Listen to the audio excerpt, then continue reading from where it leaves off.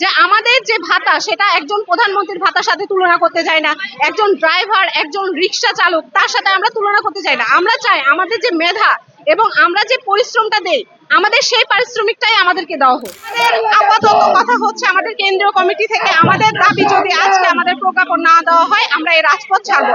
আমাদের দাবিটা হচ্ছে গত 3 বছর ধরে আপনারা জেনে আসছেন যে আমরা প্রাইভেট পোস্ট গ্রাজুয়েট ট্রেনি যারা হসপিটালগুলোতে কর্মক্ষেত্রগুলোতে আমাদের 12 সপ্তাহে 48 ঘন্টার বেশি ডিউটি করে থাকি, তাদের দাবি হচ্ছে আমাদের ভাতা 50,000-এ উন্নতিকরণ অথবা তা নবম গ্রেড বা তার সমমূল্য পরিমাণ করতে হবে। আমরা এই দাবি নিয়ে গত 3 বছর বিভিন্ন মন্ত্রণালয় থেকে মন্ত্রণালয় ঘুরেছি, লিখিতভাবে সব জানিয়েছি, কিন্তু এই সমস্ত সবকিছু যখন দ্বারপথ বন্ধ হয়ে গেছে তখন আমরা এই রাজপথে এসেছি। গত 22 ডিসেম্বর আমাদের এখানে যে রাজপথ অবরুদ্ধ করা হয়েছিল তখন জাতীয় নাগরিক কমিটির সাজ্জিদ আলম ভাইয়া এসে আমাদেরকে কমিটমেন্ট করে গিয়েছিলেন যে আমাদের এই দাবি হচ্ছে যৌক্তিক এবং তিনি একাত্মতা প্রকাশ করে বলে গেছেন যে বৃহস্পতিবারের ভিতরে এর প্রজ্ঞাপন জারি করা হবে। কিন্তু সরকারের পক্ষ থেকে একটা প্রহসনমূলক প্রজ্ঞাপন আমাদেরকে জারি করা হয় যে আমাদের ভাতা 30,000 করা হবে, যা আমাদের দাবি ছিল না। আমরা সেটা প্রত্যাখ্যান করেছি এবং আজকে এই রবিবার মহাসমাবেশে ডাক দিয়েছি যেন আমাদের রাজপথ থেকে আমাদের দাবি এই যৌক্তিক দাবিটা আদায় হয় এবং এই রাজপথে আমাদের হচ্ছে স্বাধীনতা শিকড় রয়েছে। এই জন্য আমরা এই রাজপথে আমরা জানি আমাদের দেশ অনেক অস্থিতিশীল এবং আমরা তা স্থিতিশীল অবস্থায় ফেরত নিতে চাই, কিন্তু আমাদের যে দাবি সেটাকে বাস্তবায়ন না করলে এই স্বাস্থ্য ব্যবস্থা আরো ভঙ্গুর হয়ে যাবে। আমি মনে করি আমাদের দেশকে সুস্থ করার জন্য এদেশের ডাক্তার সমাজকে সুস্থ রাখতে হবে। এটা অবশ্যই বৈষম্য করা হচ্ছে, কারণ আমরা হচ্ছে সপ্তাহে 48 ঘন্টা বেশি ডিউটি করি, মর্নিং করি, ইভিনিং করি, নাইট করি।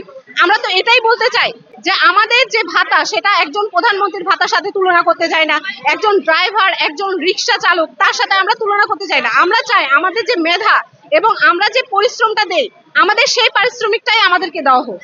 আমরা এর কমও চাই না, বেশিও চাই না। এবং সেটা আপনি যদি বিশ্বে দেখেন আমাদের প্রতিবেশী রাষ্ট্র যে পাকিস্তান, সেখানেও হচ্ছে এই প্রাইভেট পোস্ট গ্রাজুয়েট ট্রেনিদের বেতন হচ্ছে 70 থেকে 80,000 টাকা এবং তা বছর বছর বৃদ্ধি পায়। আপনারা জানেন আমরা এখানে যারা এসেছি এরা সদ্য পাশ করা এমবিবিএস ডক্টর না, আমরা হচ্ছে এমবিবিএস পাশ করেছি, তারপরে 1 বছর ইন্টার্নশিপ করেছি, তারপরে 2 থেকে 3 বছরের কঠোর পরিশ্রমের মাধ্যমে এই এফসিপিএস, এমডি, এমএস পরীক্ষাগুলোতে জয়েন করেছি এবং আমরা এখানে সবারই বয়স হচ্ছে 30-এর কোঠায়।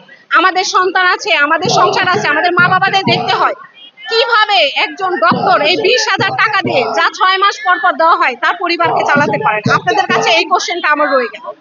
না, ওনারা জনগণের প্রতিনিধি, অবশ্যই এটাকে অস্বীকার করার কিছু নেই।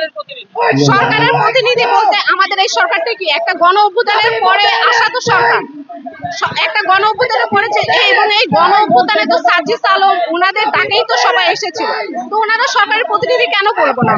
অবশ্যই তারা সরকারের প্রতিনিধি। এবং আপনারা জানেন আমাদের মন্ত্রণালয়ে আমাদের যে ছাত্র দলের সমন্বয়ক ছিল তারা তো আছে, আমাদের নাহিদ ভাই আছে, আসিফ ভাই আছে, তারা যদি চেষ্টা করে এটা অবশ্যই সম্ভব এবং তারা অবশ্যই সরকারের প্রতিনিধি। এবং আমাদের অন্তর্বর্তীকালীন যে সরকার এটা আমাদের জনগণের সমর্থিত একটা সরকার।